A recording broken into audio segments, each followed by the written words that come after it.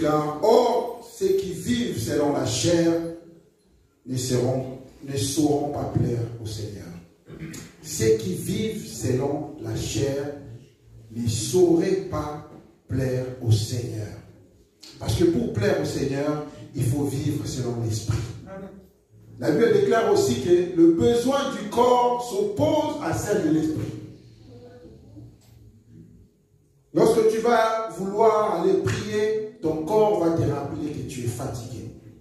Mais nous qui avons cru au Seigneur, nous devons nous efforcer à vivre selon l'esprit.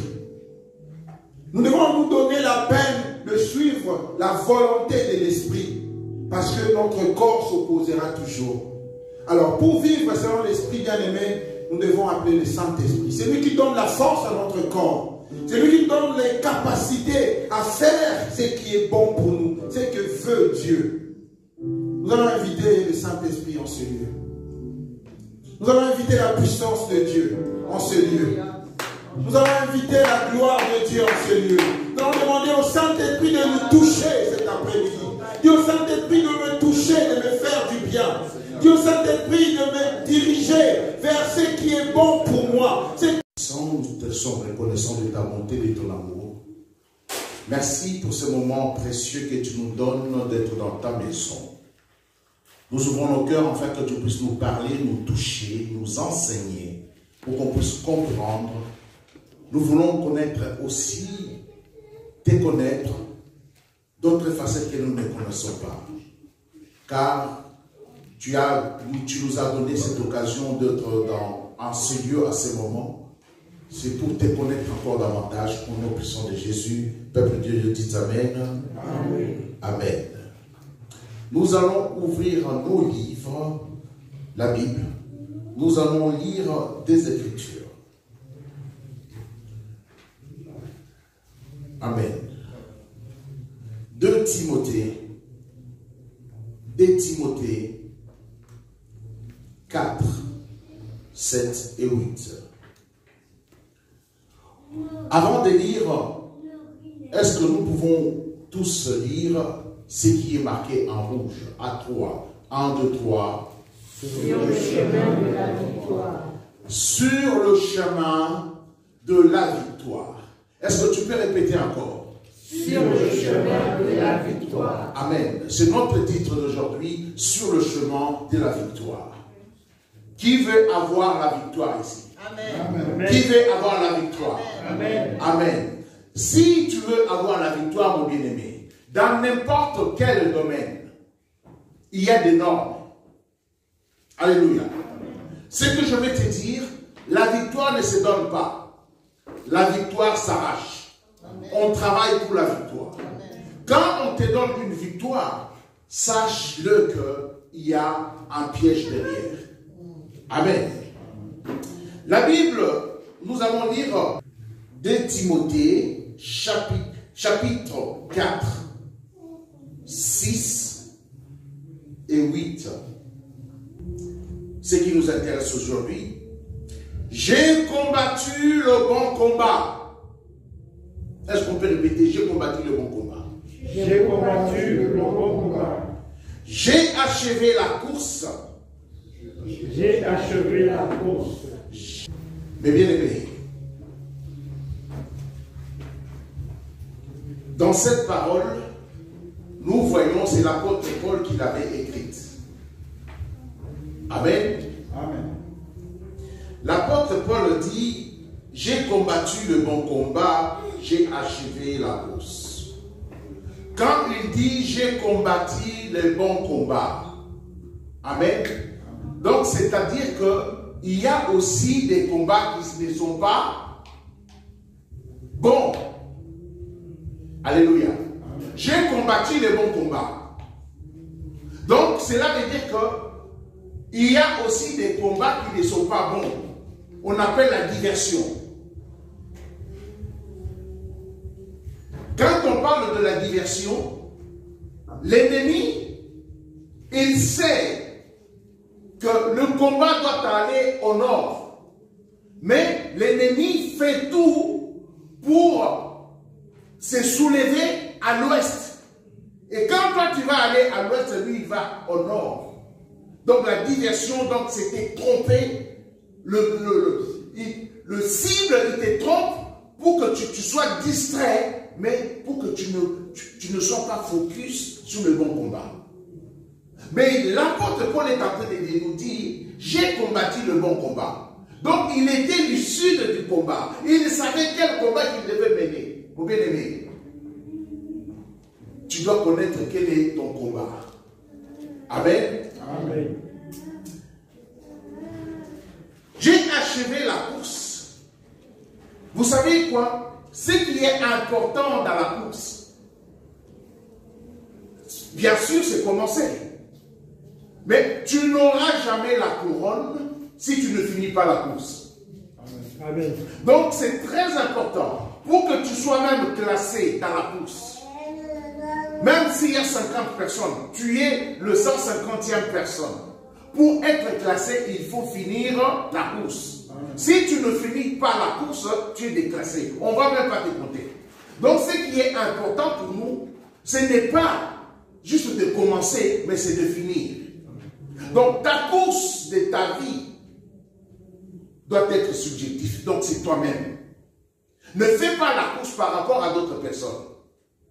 Si tu commences la course, finis-la pour être classé. Même celui qui est le premier, le deuxième, le troisième, ils seront le trophée. Mais toi aussi, tu seras dans le palmarès que un tel frère Gérald a commencé la course, il a fini même 50e. C'est ce qui est le plus important pour nous. Amen. Amen. Désormais, la couronne de justice m'est réservée. La couronne de justice m'est réservée. Donc c'est lui qui va finir la course. Il aura la couronne. Celui qui ne finira pas la course n'aura pas la couronne. Donc ce que tu as commencé, un jour tu t'es dit, je veux devenir chrétien. Commence la course. Mais nous connaissons autour de nous, beaucoup de gens, ils ont commencé. Ils ont même bien commencé. Mais comment est-ce qu'ils ont fini? Les gens ne retiendront pas comment est-ce que tu as commencé.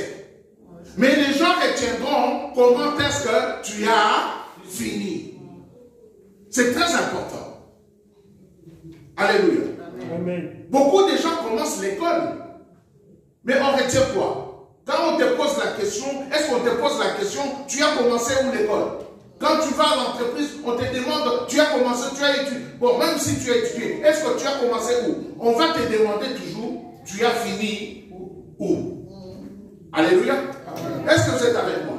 Amen. On ne demande pas, tu as commencé l'école où? Parce que tout le monde peut commencer, mais ce n'est pas tout le monde qui va finir. On demande toujours, tu as fini où? Tu as quel diplôme? Donc, diplôme, c'est la couronne pour montrer que tu es allé jusqu'au bout.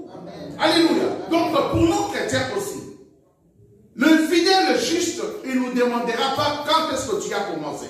Non, il va te demander quand est-ce que tu as fini où. Amen. Amen. Le juste juge me la donnera dans ce jour-là. Et non seulement à moi, mais encore à tous ceux qui auront aimé son avènement. Non seulement à moi, non seulement à toi, mon bien-aimé, mais à tous ceux qui vont prendre des choses à main pour aller jusqu'au bout. Amen. Amen. Acclamons les rois de roi.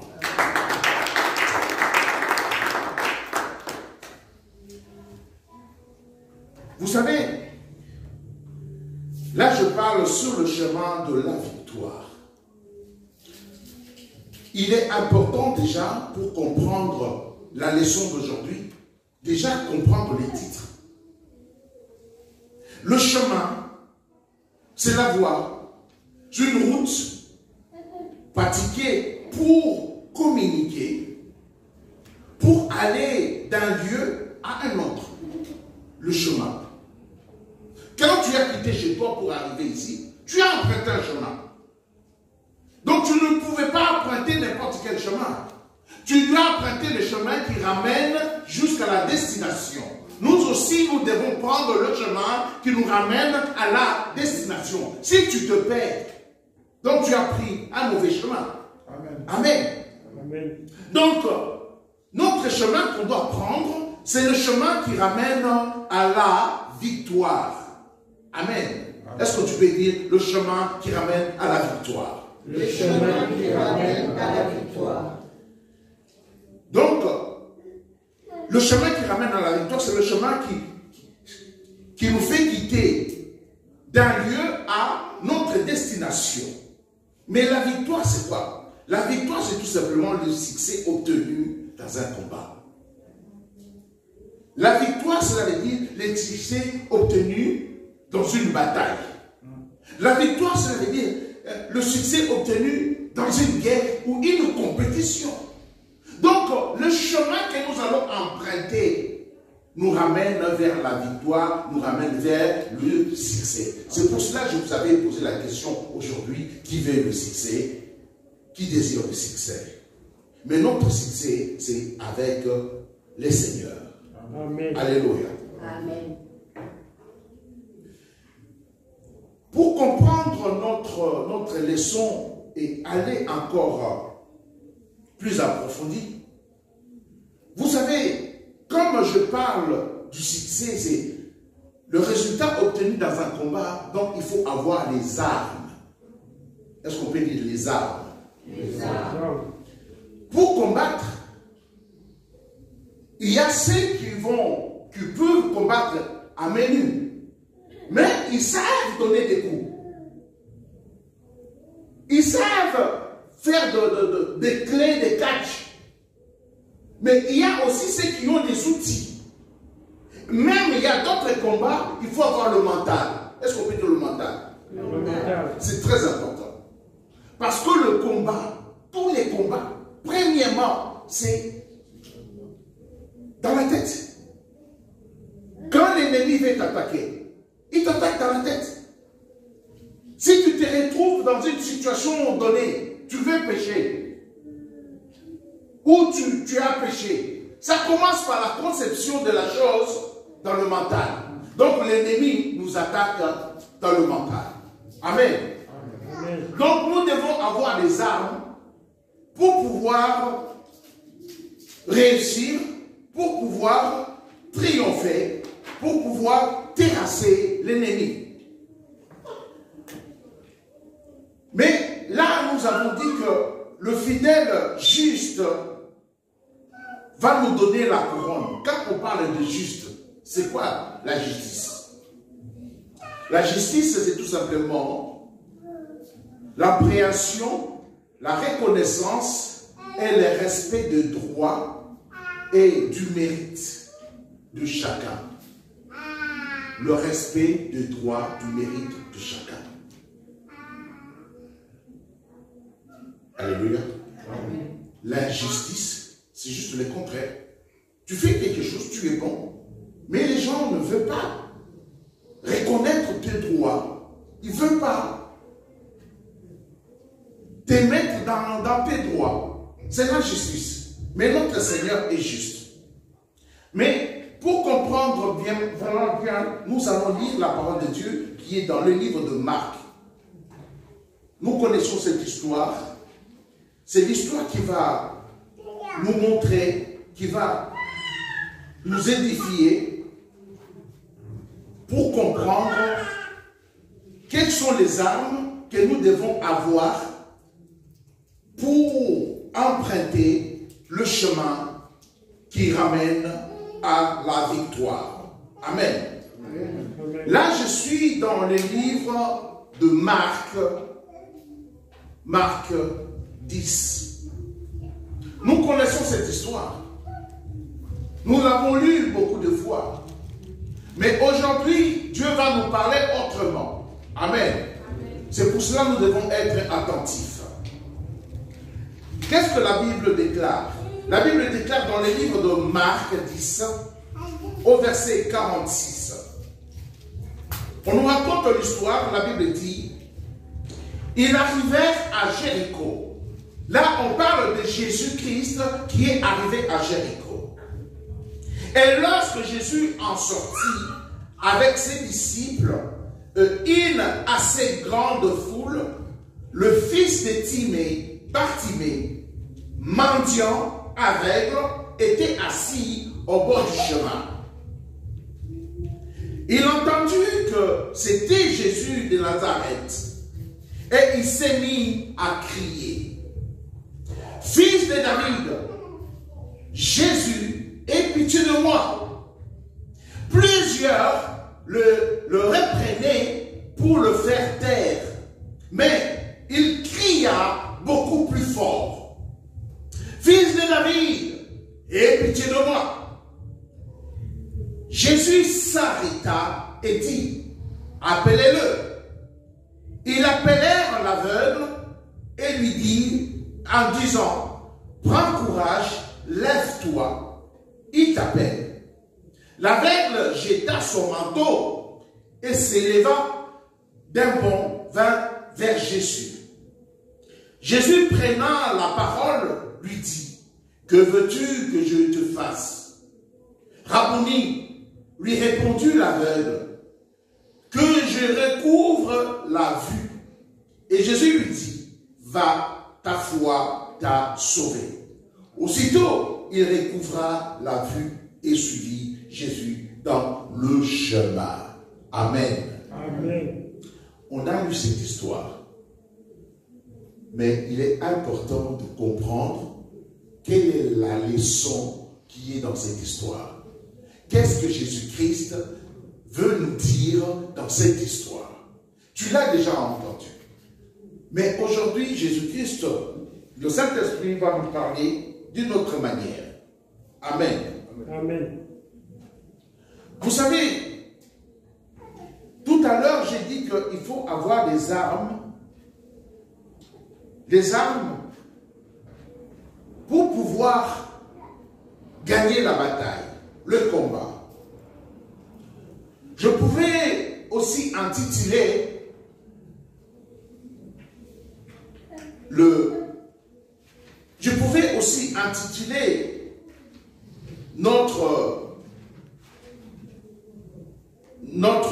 leçon, le cycle qui nous conduit sur le chemin de la victoire. Amen. Amen. Là, on nous raconte, nous allons utiliser l'histoire de Bartimée. La Bible est en train de nous raconter l'histoire que Jésus-Christ est arrivé. Jésus-Christ est arrivé à Jéricho. Et lorsque Jésus en sortit avec ses disciples, avec ses disciples et une assez grande foule, le fils de Timée, Bartimée, mendiant aveugle, était assis au bord du chemin. Amen. Amen. Mais là, on nous parle d'une personne. On nous parle de Bartimée. Le Bartimée qui est fils de Timée. Donc, on connaissait son nom. Donc, il avait une famille. Mais quand Jésus-Christ voulait sortir, il y avait la foule autour de Jésus-Christ. Mais, en passant, Bartimée était au bord du chemin. Amen. Amen. Mais qu'est-ce que Bartimée a fait? Je crois que Bartimée, première clé, nous allons parler. Bartimée, là, la Bible est en train de nous décrire sa santé physique. Et nous allons voir aussi même la santé mentale de Bartimée. Bartimée, on nous parle clairement qu'il était aveugle. Donc Bartimée avait un gros problème, il ne voyait pas. On nous dit que Bartimée était mendiant. Donc cela veut dire que Bartimée ne travaillait pas. Bartimée avait un grand problème d'argent. On nous dit que Bartimée était au bord du chemin. Et on va se demander qu'il avait la famille. Mais Bartimée passait son temps au bord du chemin. Un homme normal ne peut pas passer son temps là-bas. Amen. Amen. Mais quand il a vu, il n'a pas vu, pardon, quand il a entendu qu'il y avait des bousculades il a demandé qui passait. Les gens disaient que c'est Jésus-Christ qui est passé. La Bible nous relate en disant que Bartimée a commencé à crier. Amen. En criant, qu'est-ce qu'il a dit? Fils de David, aie pitié de moi. Amen. Fils de David, aie pitié de moi. Et les gens qui étaient autour de Jésus-Christ le faisaient taire en disant que tais-toi. Mais Bartimée, il n'a pas entendu, il a bien entendu, il était conscient qu'on veut lui faire taire. Mais la Bible nous dit qu'il cria encore plus fort. Amen. On va s'arrêter là. Qu'est-ce que cela veut dire tout ça? Quand il dit, fils de David, aie pitié de moi, il savait qui passait. Donc cela veut dire que Bartimée, premièrement, il connaissait dans quel état il était. Parce qu'il était aveugle. Et il était pauvre et mendiant. Amen.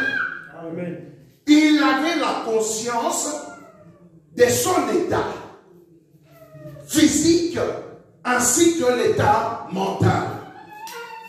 Vous savez, mes bien-aimés, quel que soit notre état, quel que soit ton état, mon bien-aimé, il y a une chose que tu dois savoir.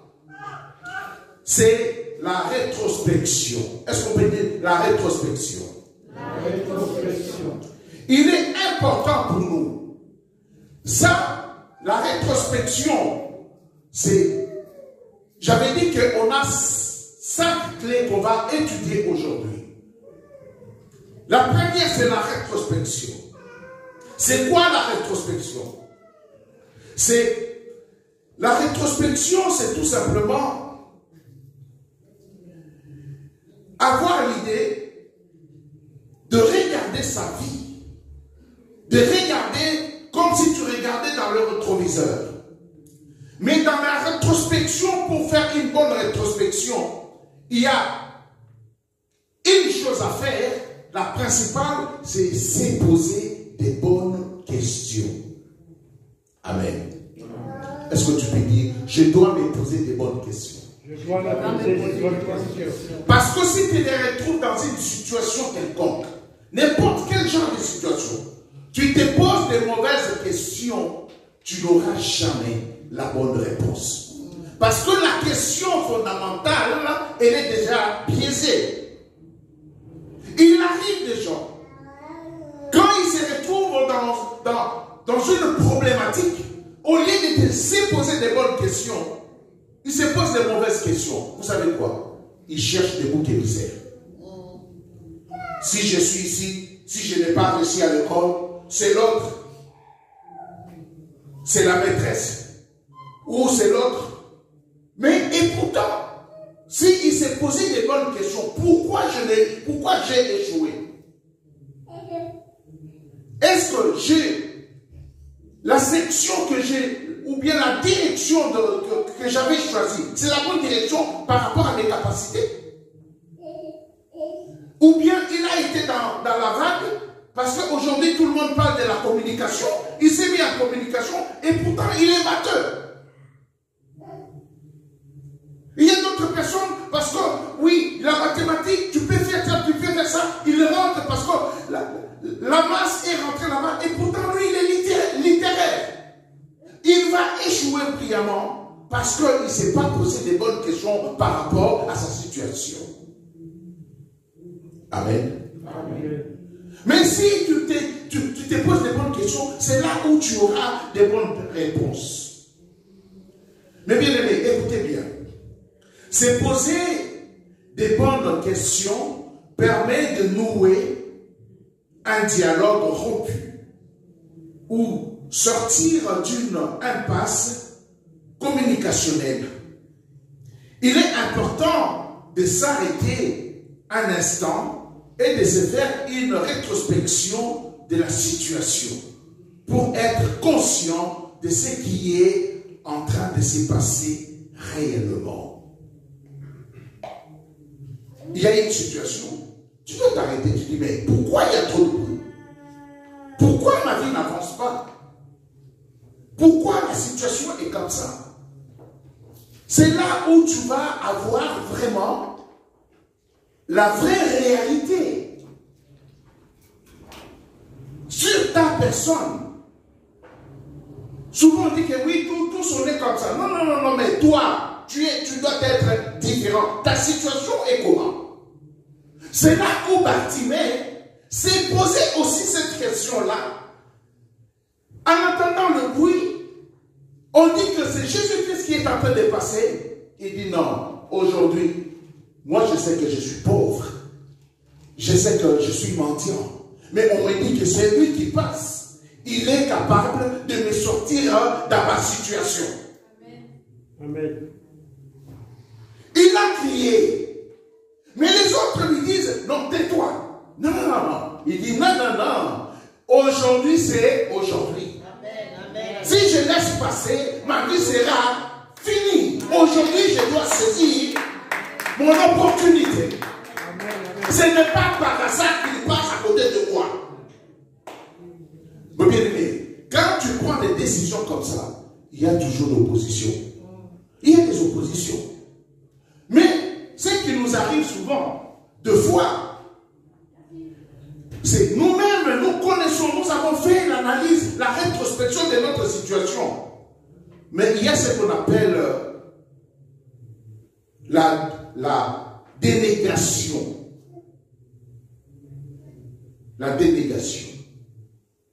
C'est-à-dire le fait de nier ou de refuser de reconnaître un fait, une réalité ou une responsabilité.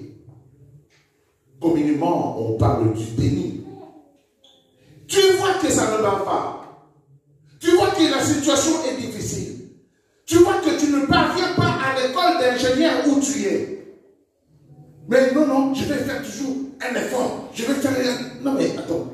Par rapport à tes capacités, non, change. Va dans l'école commerciale.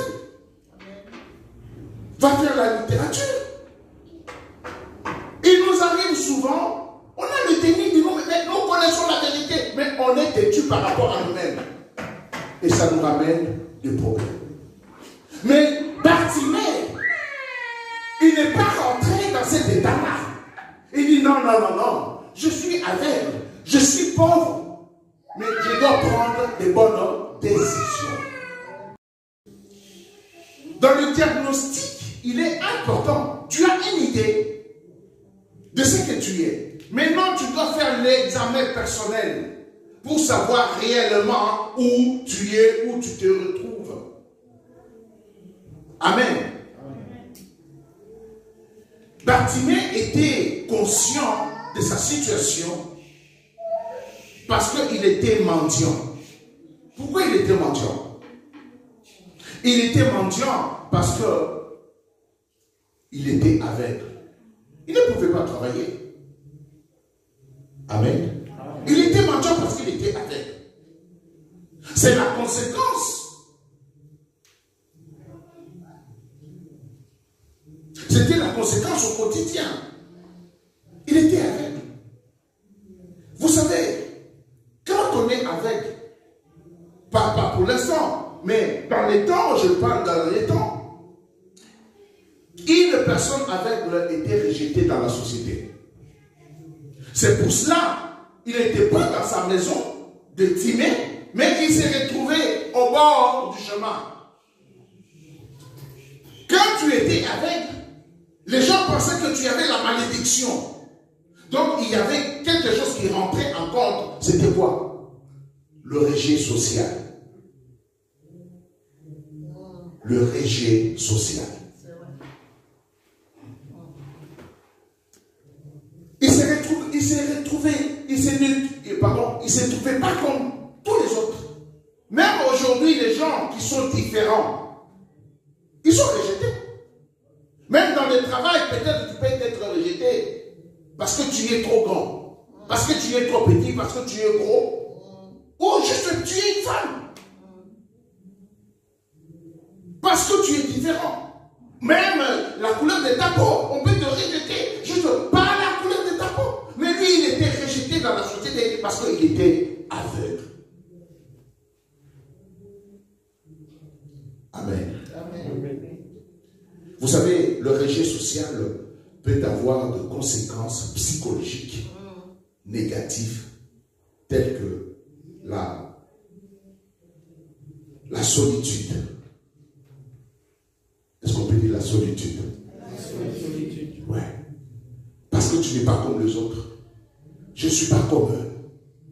Et tu te mets à l'écart. Et les gens peuvent te mettre aussi à l'écart. Parce que tu n'es pas comme eux. Bartimée était à l'écart de la société parce qu'il n'était pas comme les autres. Vous savez, quand on est à l'écart, cela peut entraîner beaucoup de choses. Une faible estime de soi. Quand tu t'es mis à l'écart, je ne suis pas comme. De toi-même, tu t'exclus. Même dans la société, non, il n'est pas comme nous, va là-bas. Et toi-même, tellement on te met à l'écart, tu n'auras pas l'estime de soi. Ça peut aussi entraîner l'agressivité. Du moment où tu veux intégrer un groupe, on ne veut pas que tu intègres ce groupe-là, ça te donne des colères. Il suffit que quelqu'un te regarde, il sourit même, juste comme ça, oui, pourquoi tu m'as regardé? Moi, je connais des bagarres. Juste, vous savez pourquoi? Oui, j'ai passé, il m'a regardé. Alors, tu m'as vu comment? Si quelqu'un me dit, mais il m'a regardé, mais, ah, oui, je t'ai regardé. Donc, tu m'as vu, donc tu m'as regardé aussi. Parce que les personnes qui disent, oui, mais il m'a regardé, parce qu'ils ne se sentent pas, oui, ils ne sont pas à l'aise. On se bagarre parce qu'il m'a regardé. Tu te sens fou. Bartimée était à l'écart. Comme il avait un problème de rejet social, ça peut entraîner l'agressivité. Ça ramène la dépression. Est-ce qu'on peut dire la dépression? La dépression. Oui. Si tu n'es pas fort, ça ramène aussi la dépression. La dépression affective.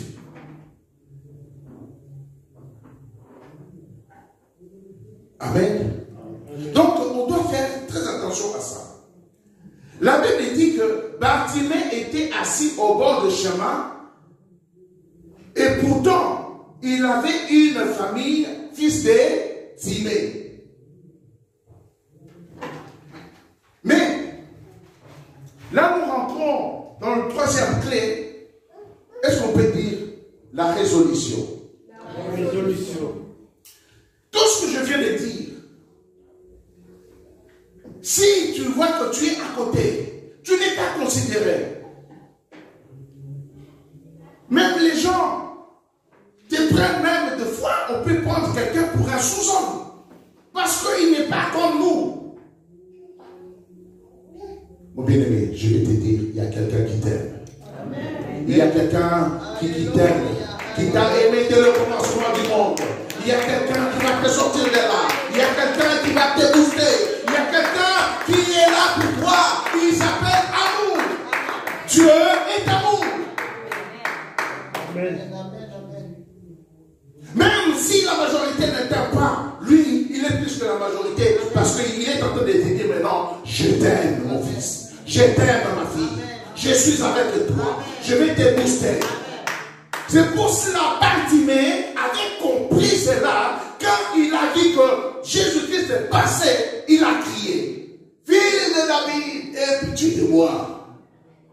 Mais la Bible nous relate que tous ceux qui le rejetaient, tous ceux qui le prenaient pour un sous-homme, tous ceux qui ne l'aimaient pas, il dit non, toi, tu ne peux pas appeler Jésus-Christ parce qu'il n'est pas comme toi. Toi, tais-toi. Il ne peut pas s'arrêter à cause de toi, parce que toi tu ne peux même pas nous parler. À plus forte raison, comment est-ce que tu peux parler à Jésus-Christ? Non, tais-toi.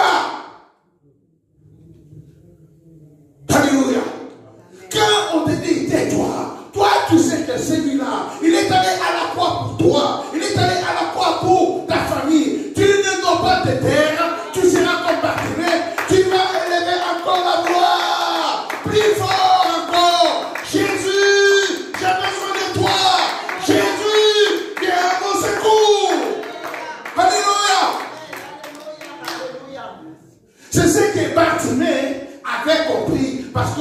savait qui il était, il savait qu'il était mis de côté par la société, mais il ne voulait pas rester dans cet état-là.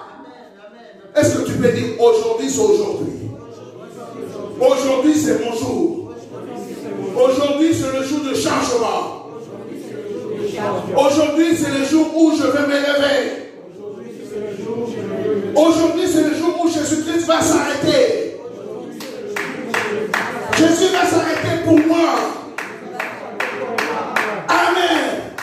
C'est ce qui s'est passé. Quand il a crié plus fort, la Bible nous dit que Jésus-Christ s'arrêta. Amen. Alléluia. Donc, pourquoi Jésus-Christ s'arrêta? Parce qu'il avait fait, Bartimée avait la résolution. Vous savez, dans la résolution, il faut savoir qu'il y a toujours d'opposition. Ne regardez pas l'opposition. Ne regardez pas ce qui ne marche pas. Mais toi, tu dois regarder. C'est lui qui a le pouvoir d'appeler à l'existence ce qui n'existe pas. Tu dois penser et saisir à la promesse de Dieu. Il a dit, je serai avec toi. À ça, invoque-moi, je te répondrai.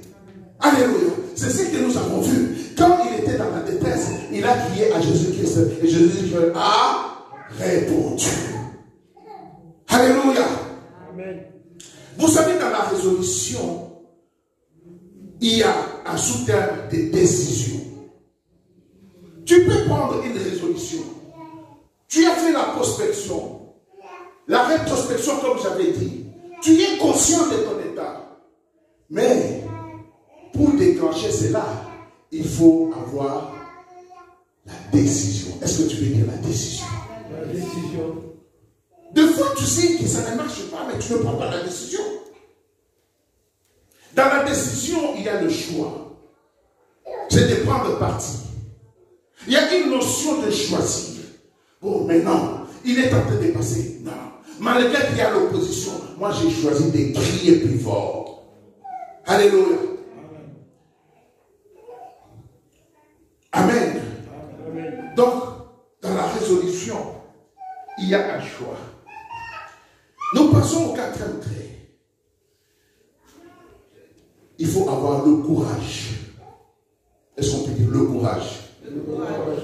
Tu sais, tu peux avoir, tu sais ce qui ne marche pas.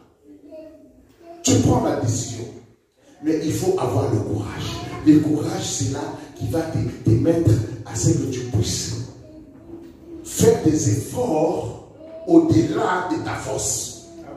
C'est le courage. Beaucoup de gens n'ont pas de courage. Vous savez, le courage, c'est force morale, fait d'agir malgré les difficultés. Malgré les difficultés. C'est l'énergie dans l'action. Il y a la difficulté. Beaucoup de gens, quand ils entreprennent quelque chose, ils voient devant eux des choses qui ne marchent pas selon ce qu'il avait planifié. Ils abandonnent. On prend une difficulté, il abandonne. Oui, bien aimé. Sinon, tous, on serait des riches s'il n'y avait pas de difficulté. Dans toutes les choses, à l'école, il y a des difficultés. Dans les familles, il y a des difficultés. Dans le mariage, il y a des difficultés. Parce que tu as des difficultés, allez, tu abandonnes la famille, tu vas chercher où? Est-ce que là où tu vas, tu sens que tu seras calme? C'est pour un moment. On doit avoir l'intelligence. L'intelligence, c'est la capacité à résoudre le problème, à s'adapter aux situations. Mais il faut le courage. Il faut le courage, mon bien-aimé. Mais notre frère Bartimée avait le courage. Parce que la Bible nous dit toujours dans le livre de Marc, chapitre 10, au verset 47, il dit, il a entendu que c'était Jésus de Nazareth. Et il s'est mis à crier. Donc il a pris la décision. Fils de David, Jésus, aie pitié de moi. La Bible dit au 48, plusieurs le reprenaient pour le faire taire.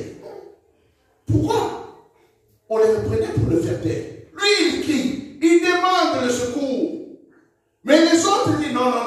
par toi, tais-toi. Tu n'es pas assez bon pour crier à Jésus. Mon bien-aimé, je vais te dire, tu y es même trop bon pour crier à Jésus. Amen. Jésus-Christ attend tes cris. Amen. Plusieurs le reprenaient pour le faire taire, mais il cria beaucoup plus fort. Fils de David, aie pitié de moi. Vous savez ce qui s'est passé? La Bible nous renseigne en disant, Jésus s'arrêta. Amen. Tu as la capacité de faire arrêter Jésus-Christ. Quand on dit Jésus s'arrêta, donc cela veut dire que Jésus-Christ, il a mis son attention auprès de toi. Quand tu cries à lui, il va s'arrêter. Il ne regarde pas tes péchés. Il ne regarde pas ta condition. Tu es riche, tu es pauvre, tu es handicapé, tu n'as pas les yeux. Non, il va s'arrêter parce qu'il nous a dit de crier auprès de lui. Amen. Il est la réponse. Amen. Amen. Je ne suis pas assez bien.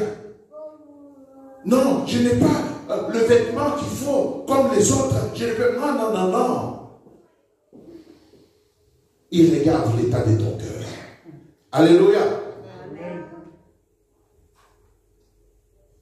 Jésus s'arrêta et dit, à présent, prends courage, lève-toi. Amen. Qu'est-ce qu'il a dit? Prends courage et lève-toi. Alléluia.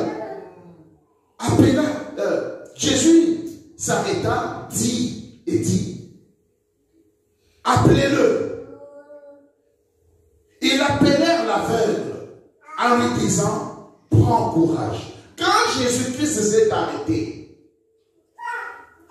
il a dit à qui? Appelez-le.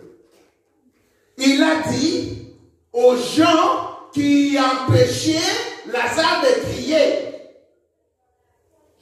Amen. Amen. Écoutez-moi bien. Écoutez-moi bien, c'est important. Jésus passe. Les gens étaient autour de lui. Quand Bartimée crie, les gens disent non, non, tais-toi, toi tu n'es pas bien. Mais il insiste encore. La persévérance. On a besoin de la persévérance. Amen. Quand il crie encore, Jésus s'est arrêté. Et Jésus-Christ a dit aux gens qui étaient en opposition avec Bartimée, mon bien-aimé, les gens qui sont en opposition avec toi, Dieu fera ce que ces gens-là soient à ton service. Amen. Amen. Amen. Est-ce que tu le crois? Amen. Parce qu'il y a une parole même dans la Bible qui est dans le Proverbe 16, 7. Il dit, quand l'Éternel approuve le voie d'un homme, quand l'Éternel approuve le voie d'un homme, quand Bartimée a crié, Jésus-Christ s'est arrêté, donc il a approuvé ce que Bartimée faisait. Alléluia. Il a approuvé. Et qu'est-ce qui s'est passé maintenant? Il dispose même ses ennemis à faire la paix. Il dispose ses ennemis à être à son service. Alléluia. Ne crains pas si quelqu'un se lève contre toi. Toi, va avec tes genoux. Ramène la personne au pied de la croix. Et Dieu fera ce que cette personne-là soit à ton service. Amen. Acclamons le Seigneur. Alléluia. Nous voyons que Jésus s'arrêta et dit, appelle-le. Il appelèrent l'aveugle en lui disant, prends courage. Donc on doit avoir le courage. On doit avoir le courage. C'est le quatrième clé. Donc le courage, c'est la force morale, le fait d'agir malgré les difficultés. Malgré qu'il y avait des difficultés, les gens ne voulaient pas à ce que Bartimée parle à Jésus-Christ. Mais lui, il a continué à parler. Mon bien-aimé, même si tu échoues, continue. Ton temps, Dieu sait quand est-ce qu'il ouvrira le ciel pour toi. Amen. Ce n'est parce que tu as échoué. Parce que, vous savez quoi? Quand il a crié la première fois, il dit, toi, tais-toi. Tu n'es pas bon même dans la société, tais-toi. Ça n'a pas marché. Mais il dit, non, je ne lâche pas l'affaire. Non, je ne l'abandonne pas. Il a eu le courage de crier encore, de mettre le turbo. Mon bien-aimé, mets le turbo dans tes prières. Amen. Mets le turbo dans tes prières. Ne regarde pas parce que ça n'a pas marché, mais regarde à celui qui dit. La Bible nous dit, quand il dit, la chose arrive. Amen. Alléluia. Et quand il ordonne, elle s'exécute. Amen. Quand on dit exécuter, donc il n'a pas le choix, il doit faire la volonté du maître. Oui, amen. Alléluia. Mais qu'est-ce que nous faisons? On essaie une fois, ça ne marche pas, tu abandonnes. Tu essaies, ça ne marche pas, tu abandonnes. Tu vas tourner en rond. Tu vas tourner en rond. Mets-toi, fais toutes les étapes que je viens de dire. Et le Seigneur te parlera. Amen. Même s'il y a l'opposition de la famille, même s'il y a même des sorciers, ils seront à ton service parce qu'ils seront tous sous tes pieds. Amen. Est-ce que tu le crois? Amen. Est-ce que tu le crois? Amen. Vous savez, je mets la parenthèse. C'est Odile. Ça va. Quand on s'est connu avec Sérodil était dans une situation un peu difficile. Excuse-moi de parler de toi. Parce que tu es la preuve vivante. Amen. Et j'ai connu aussi une autre personne dans cette église qui était dans la même situation que Sérodil. Mais la situation de Sérodil était plus difficile que l'autre personne. On a prié. Mais aujourd'hui, elle témoigne. Pourquoi? Tout simplement parce qu'elle écoutait ce que moi je disais de faire, qui était biblique. Mais l'autre personne était, du coup là-bas, du coup elle fuit, du coup là-bas, et après elle va accuser, non, c'est les personnes qui n'ont pas bien prié. Non, mon bien-aimé, tu dois écouter la parole de Dieu. Amen. Car on te dit de marcher dans la sanctification, marche dans la sanctification. Et aujourd'hui, elle est là. Elle est là. Vous, allez sur YouTube, il y a sa témoignage. Elle a témoigné. Elle est là.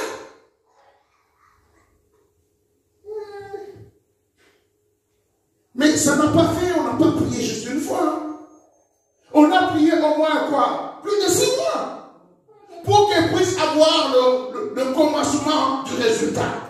Et aujourd'hui, après 10 ans, elle est là, elle est là, elle est là.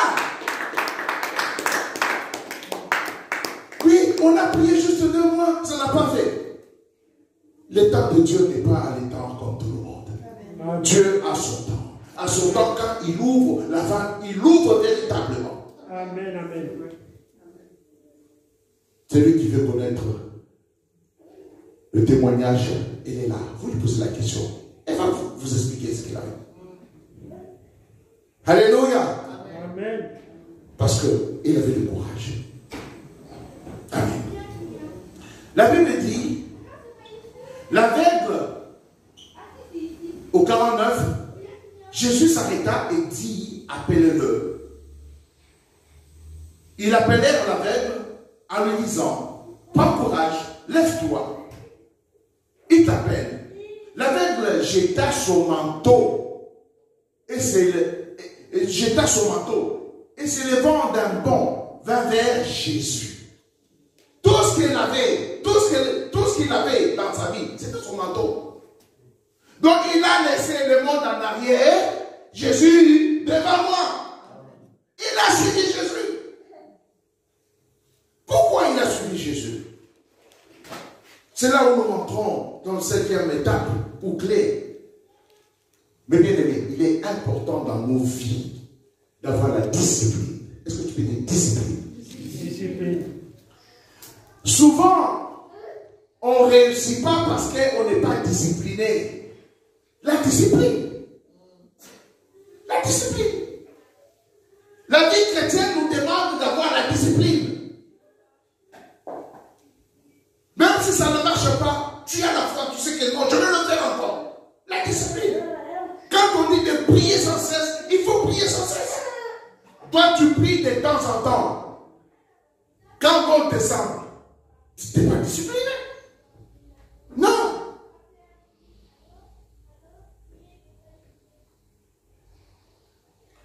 La discipline veut dire règle de conduite que l'on s'impose. Tu t'imposes toi-même. Je vais apprendre tous les jours. Je vais prier tous les jours. Ce n'est pas une autre personne qui vient t'imposer. Quand moi je t'impose, tu vas faire peut-être parce que tu m'aimes. Tu vas le faire parce que je suis ton pasteur. Mais si toi-même tu comprends, dès le début, tu t'imposes, non, je dois prier tous les jours. Je dois me connecter tout le mercredi. Je dois me connecter tous les lundis. Donc, tu t'imposes. C'est comme ça qu'on devient meilleur quand on a la discipline. Amen. Alléluia. Quand les grands joueurs, moi je regardais un documentaire de Ronaldo, mais sa vie c'est s'entraîner. Il se réveille, il s'entraîne. Le matin, il mange un peu, il s'entraîne. Mais si toi tu peux être un bon, mais lui ce n'est pas un bon joueur, c'est un très bon joueur. C'est ça la différence. Celui qui est discipliné, ça sera un très bon chrétien. C'est ça la différence. Alléluia.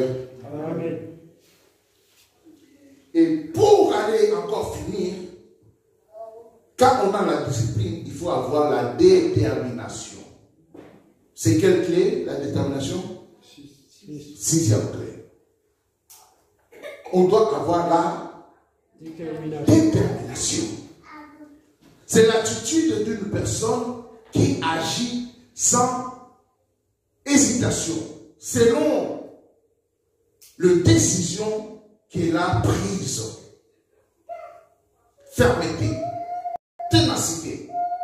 Quand tu as la discipline, maintenant il faut mettre en action la détermination. C'est celui qui a la détermination qui fait tout pour arriver au bout du course. Amen. Alléluia. Amen. Tu vois, qui a déjà vu un athlète comme ça, il tombe et quelqu'un vient le relever et tout ça. Mais il dit que non, moi je dois arriver au bout. Est-ce que tu peux dire, moi, je dois arriver au bout avec Christ? Moi, je dois arriver au bout avec Christ. C'est ça, la détermination. Ce n'est pas dit que tu n'auras pas d'embûches. Ce n'est pas dit que tu n'auras pas d'échec. Ce n'est pas dit que tu n'auras pas de problème. Bartimée, il y avait des gens qui ne voulaient pas, ceux qui criaient à Christ. Mais comme il avait la détermination lui a donné la rage de faire quoi? De crier encore plus fort, la détermination.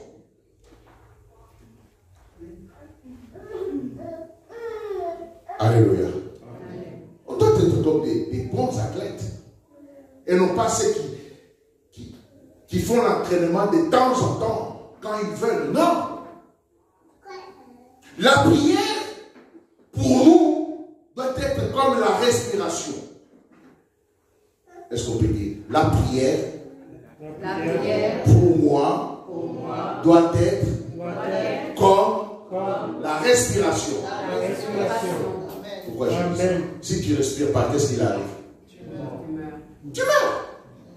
Même spirituellement, tu ne pries pas, tu meurs. Tu meurs. Quand il a levé le manteau, la veille de jeta son manteau, et il se leva d'un bond, vint vers Jésus. Jésus prenant la parole et lui dit, que veux-tu que je te fasse? Amen. Jésus lui dit, que veux-tu que je te fasse? Vous savez quoi? Écoutez-moi bien. Jésus-Christ savait ce qu'elle avait fait. Il savait. Mais pourquoi il lui pose la question s'il le savait? Pourquoi il lui pose la question? Que veux-tu que je te fasse? C'est là où il y a le secret. spirituel. Amen. Amen.